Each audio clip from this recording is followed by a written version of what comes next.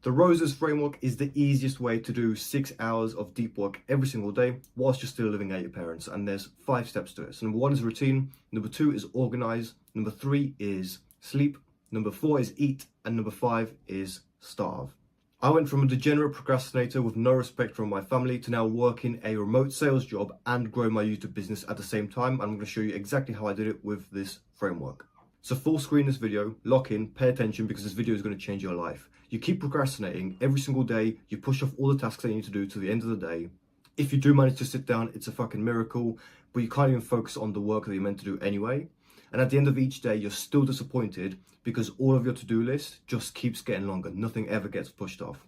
So just trust me, follow this advice, focus on this video, or click off right away and just go back to watching Mr. Beast shorts.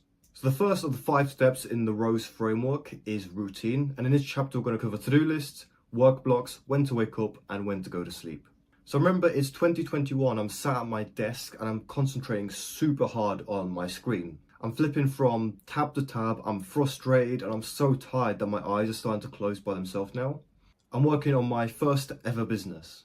But looking back, I wouldn't have actually called it work at all, really.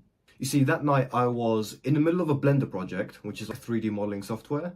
I was coding a new weapon for my video game server. So back then the business was hosting video game servers. I was coding a weapon for that. I was replying to Discord messages. I was on a phone call with one of my staff members. And I was also trying to edit my website on my shop website while doing all of that as well. And it sounds like I was doing tons of work. You're probably thinking to yourself, well, what's the problem? It sounds like you're doing so much work. The problem was focus. I wasn't focused on any of the tasks I was doing. I was trying to do everything at once and hoping that if I can just switch from task to task every now and then, I'll be able to make progress on every single one of them. And eventually, by the end of the day, I'd have everything done, right? Do a little bit here, do a little bit there. And by the end of the day, it's all finished. But me and you both know that's not how things go. I had no idea what I was really doing, so I was trying to do all these little bits at once to try and make progress in my business, in my work. But day in and day out, I would wake up, I'd do my 2-hour morning routine, I'd sit down at my desk, I'd look up the to-do list that I left on my desk. I had a little notepad back then, and it would always hit me. Everything on that list was still the same as yesterday, only it got longer. There was more things to do. There was never less things to do. I never managed to cut off any outline, strike through my to-do list. It was always adding to it. I never managed to finish my tasks. And it was only when I started to focus and prioritize on things that would actually move the needle, so the highest leverage tasks that would move me to the next point in business, and I would give myself time to work on those specifically during the day, so work blocks. That's when I started to make progress. And by the way, if you want my help doing this, just go into the first link in the description. It'll be my Calendly link. From there, you can book 15 minutes with me, and we'll go on a Google Meet, and we'll do it all together. I'll do most of it for you. You just need to be there, look pretty, and tell me some information. So the way I got around this is by writing out every single task that I could possibly think of, everything that I needed doing, getting it on a bit of paper and a notepad, writing it all down so I can see in front of my face. These are all the possible tasks I could possibly do in my business. And I will do that every single day before I went to bed.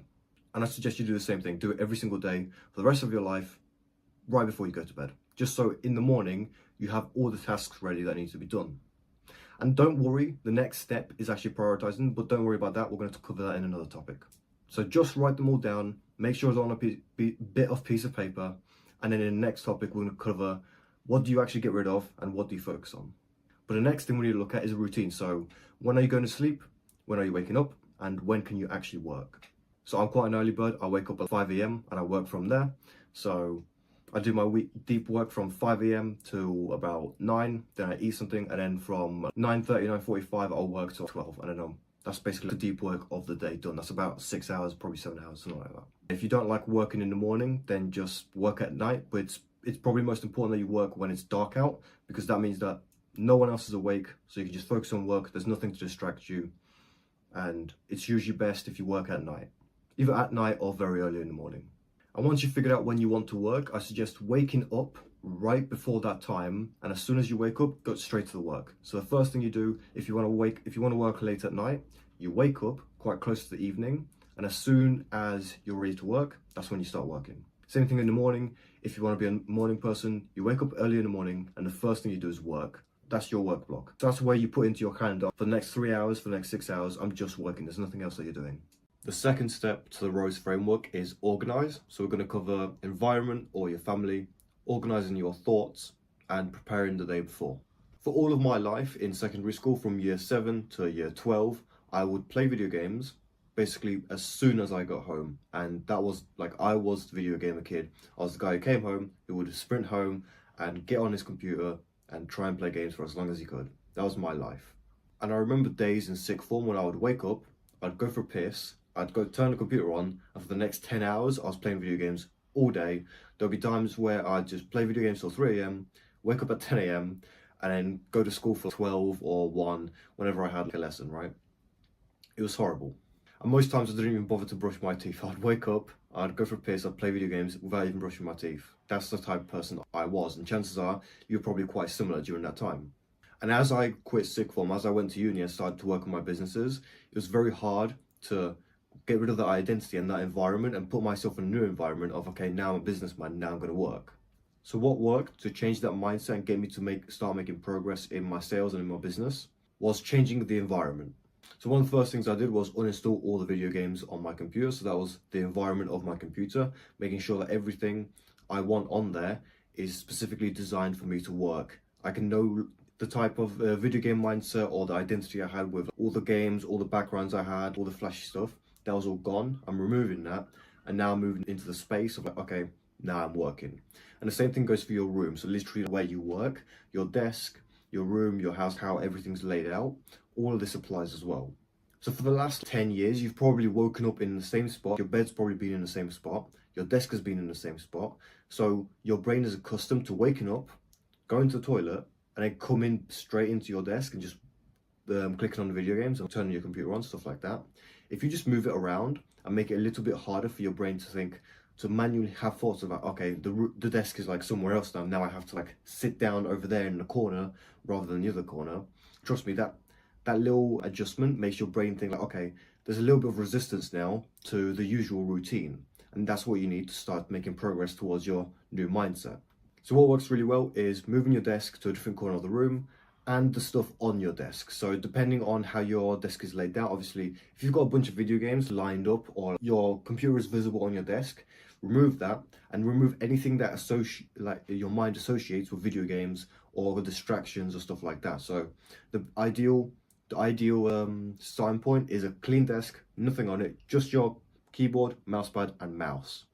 And even then, if you've got a gaming mouse or a gaming keyboard, and you have a spare, which is like a normal ass keyboard, like, I don't know, just a plain ass keyboard, use the plain ass keyboard instead, because your mind will associate it with work rather than the video game keyboard. And the easiest cheat code is, if you have a laptop, just go and move out, go, I don't know, rent an Airbnb for a month and see how that works, because a completely new environment is going to 10x your results. That's what I did when I went to Poland from January and February. So if you look on the channel, there's the old videos. That's when I was Poland, and I basically just 10x'd my mindset and my environment changed, so I could curate everything around me and let me just work so much harder. So the second thing is organizing your thoughts. Now your brain is like a quest log. So like a quest in video games, everyone has around about 5 quest slots available all the time. Now the number is arbitrary, ignore, you might have 15, whatever, doesn't matter. The point is you have X amount of quest slots available. So I'm using 5 quest slots as this example. And each quest is a thought or a memory.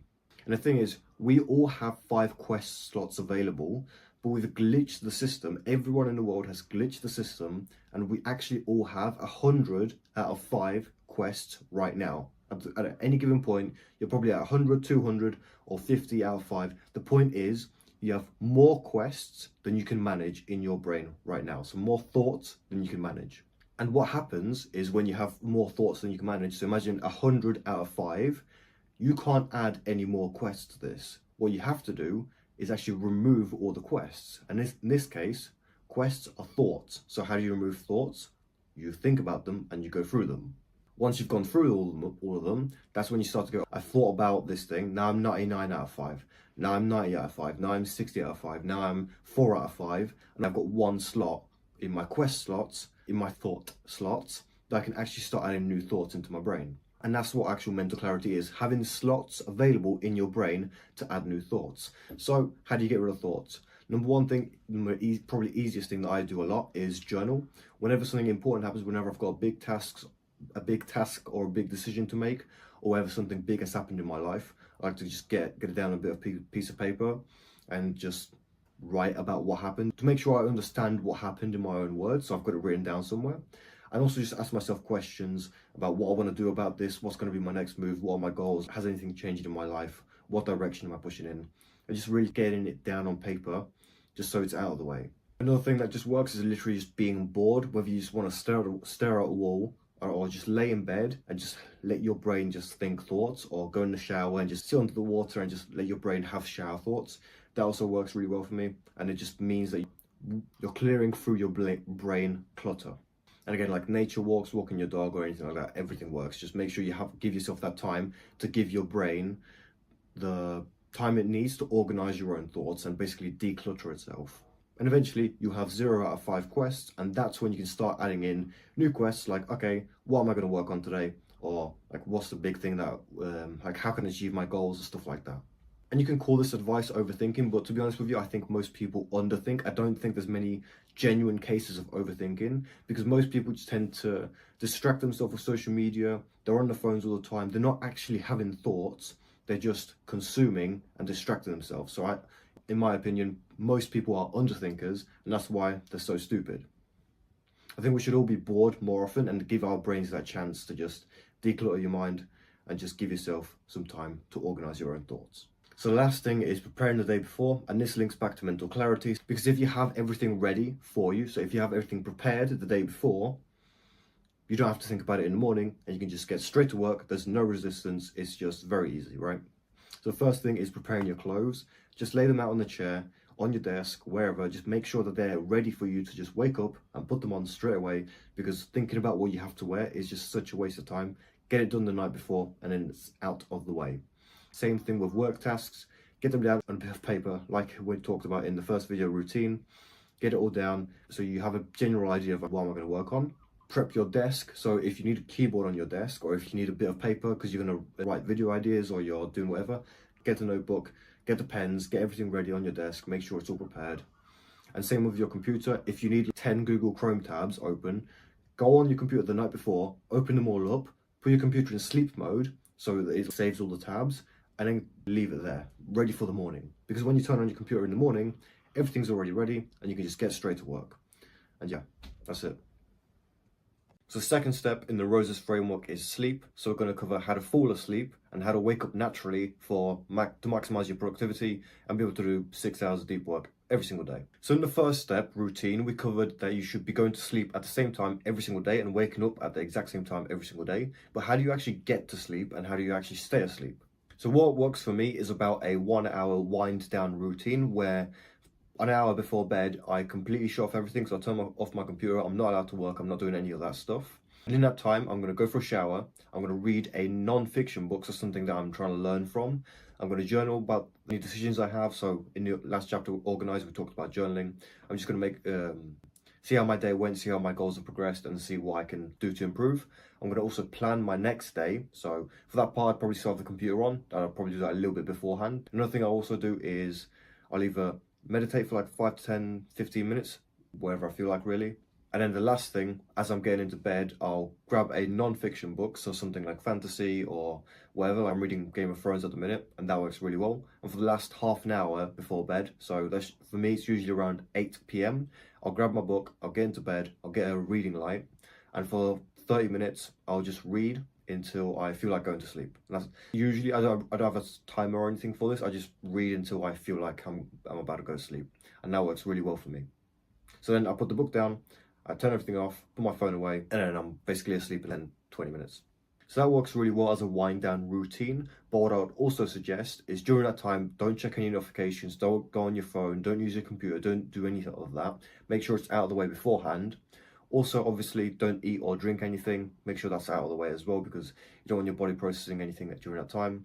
Especially coffee. Coffee needs to be 10 hours before you go to sleep. So if you're going to sleep at 8 a.m., you should be having coffee at 10 a.m. at latest, 11 a.m. at the latest. Obviously, push it up and down a little bit. It's different for everyone, but generally, a 10-hour rule is pretty good. And then follow all the basic advice. Make sure your room is dark, make sure it's quiet, make sure it's cool in your room so it's not too warm, and then you're basically set after that.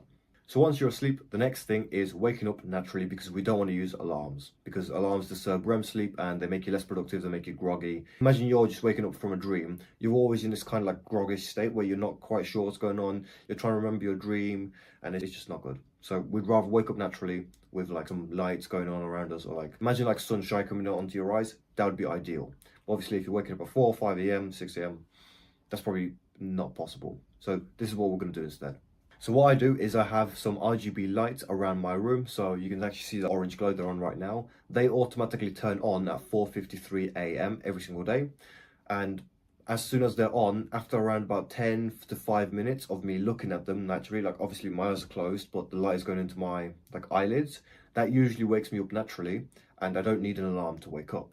But if you are starting a brand new sleeping pattern or like wake up routine, I would suggest actually still using an alarm for the first 3 days that you're going to use this new routine. So let's say from tomorrow, you want to start waking up at 5 a.m. What I'd do is I'd set your alarm for 5 a.m. for tomorrow. I'd also set the lights to like 4:53 or like 4:55, just so they're a little bit earlier than the alarm, because that way hopefully you'll wake up a little bit before the alarm and the alarm won't disturb your sleep. So yeah, do that for the first 3 days, and then on the 4th day actually turn the alarm off. Obviously you can still put it to like 5:30 if you're really scared that you're gonna like oversleep for 30 to an hour minutes longer, an hour minutes.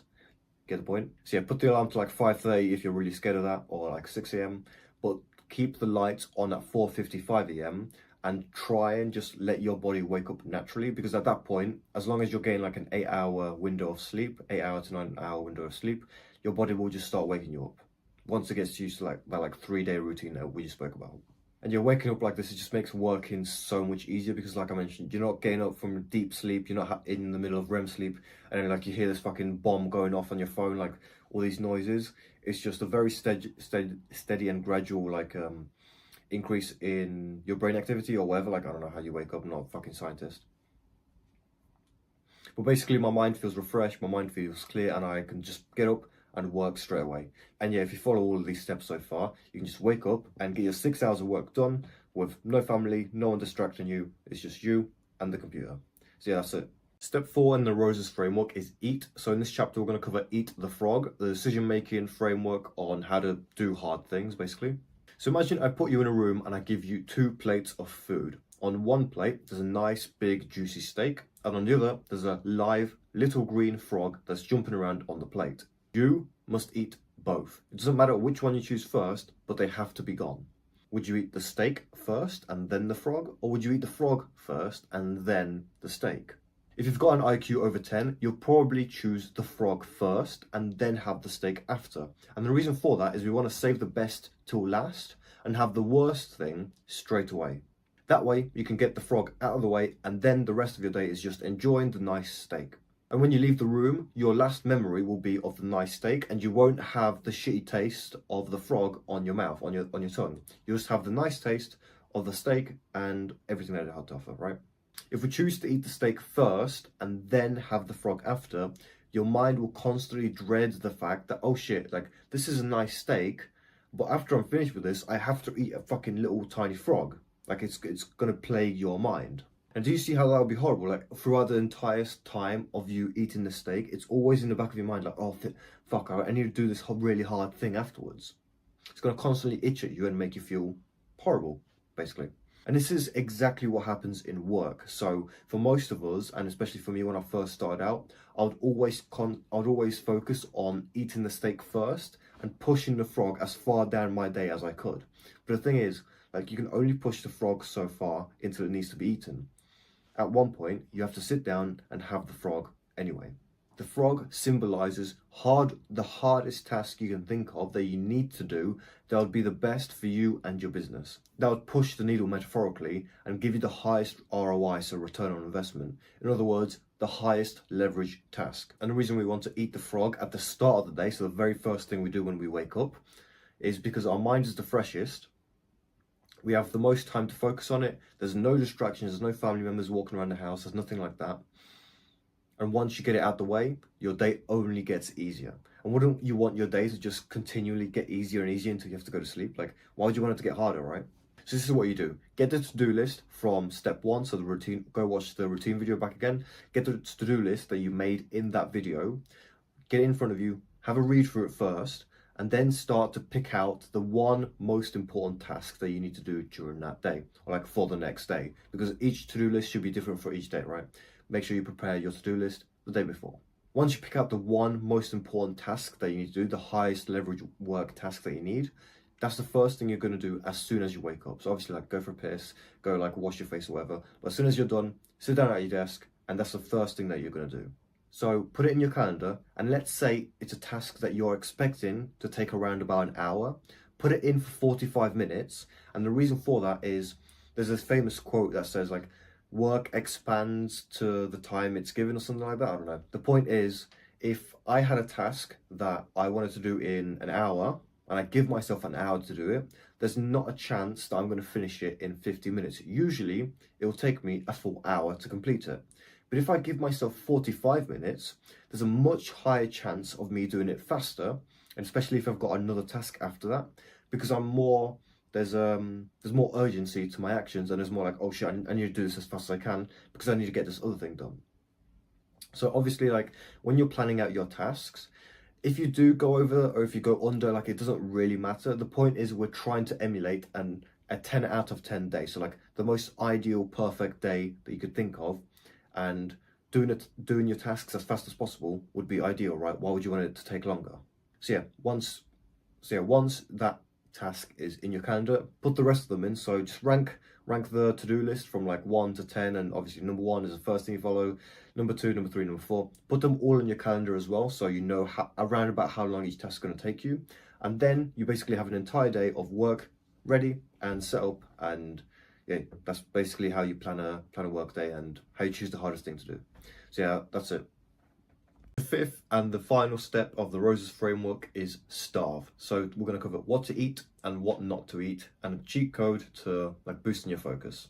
So remember, at the end of 2022, I'd have this morning routine where I'd wake up, I'd go for a piss, I'd start my productivity routine, and after 2 hours of doing all that stuff, I'd go to the kitchen, I'd make myself a massive bowl of oats and blueberries, I'd sit down at my desk, I'd open up YouTube, and I'd watch YouTube videos as I eat my food.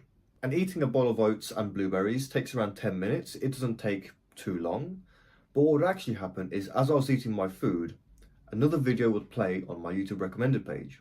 And one video turns into 2 videos, turns into me sitting at my desk for an hour straight with 2 empty bowls in front of me, and just me consuming YouTube content because I was being lazy. So I had already finished my food, and I was about an hour into watching YouTube videos, and this is like 3 hours after I've woken up.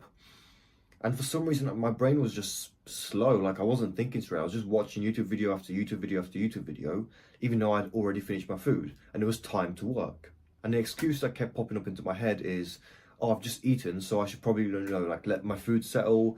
I can start working just after this next video. I'm just going to finish this one video, then I'm going to start working because, my food needs to settle. Like, it's not good to work immediately after eating. And you and me both know that's just cope. But whatever I did, I still couldn't get myself to work.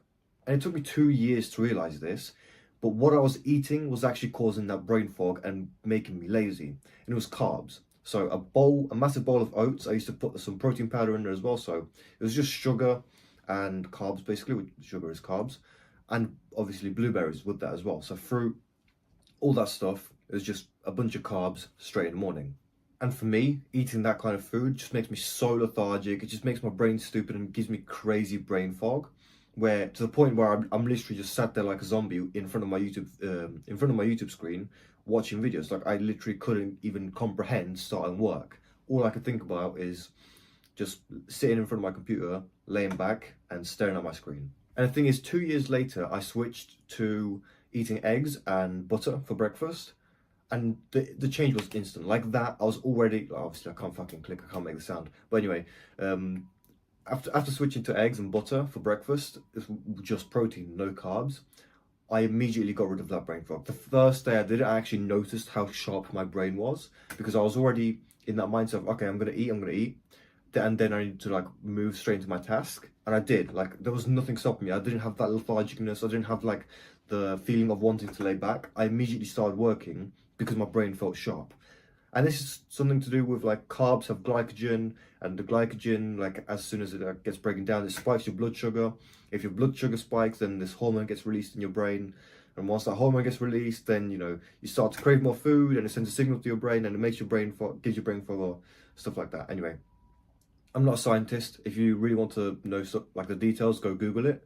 The main point is carbs make you more lethargic, and now I don't eat carbs, and I don't eat carbs in the morning, and I'm 1,000 times more productive. Literally like 1,000 to 100 times more productive. And the thing is, you can't starve yourself forever, and you can't obviously not eat carbs forever. So this is exactly what I do at the minute, my morning routine. I wake up at 5 a.m. I have a coffee at 6:30 just to keep my hunger down, because coffee helps with your hunger. I work till 9:15, then I have my eggs and I have a little bit of ham and butter, so all of that's cooked. That's just protein, right? Protein and fat. At 10, I'll have another coffee, just because that's like after I eat, I like to have a coffee and then like get straight back into work. And if I'm 100% honest, it's probably better if I would just fast throughout the entire thing. So just have coffee, don't even like halfway through, don't have the eggs.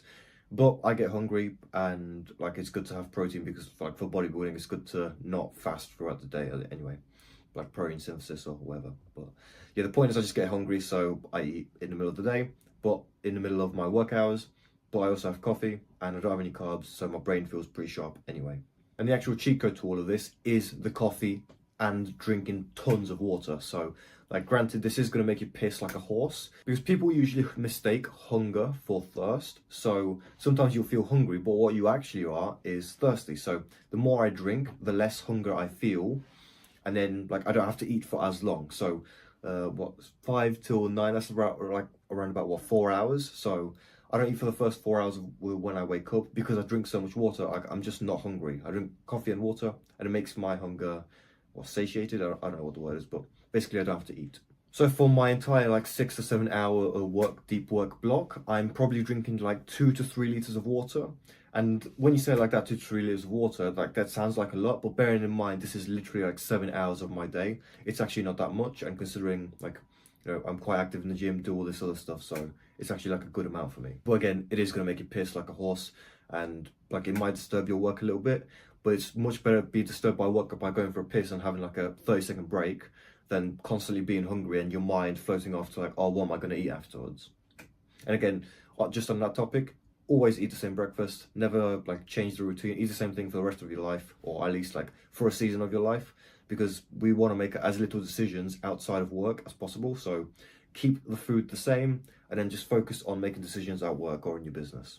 So to recap, as long as you don't eat carbs in the morning, as long as you eat protein if you are too hungry to keep on working, as long as you have coffee around about 90 minutes after waking up. Obviously, Andrew Huberman said don't have it beforehand, like before 90 minutes, so I just follow his advice. I'm not a fucking scientist, so I'm not going to argue with him.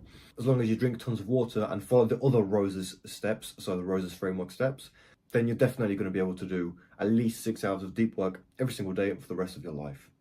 And yeah, that sums it up pretty well, and that's it.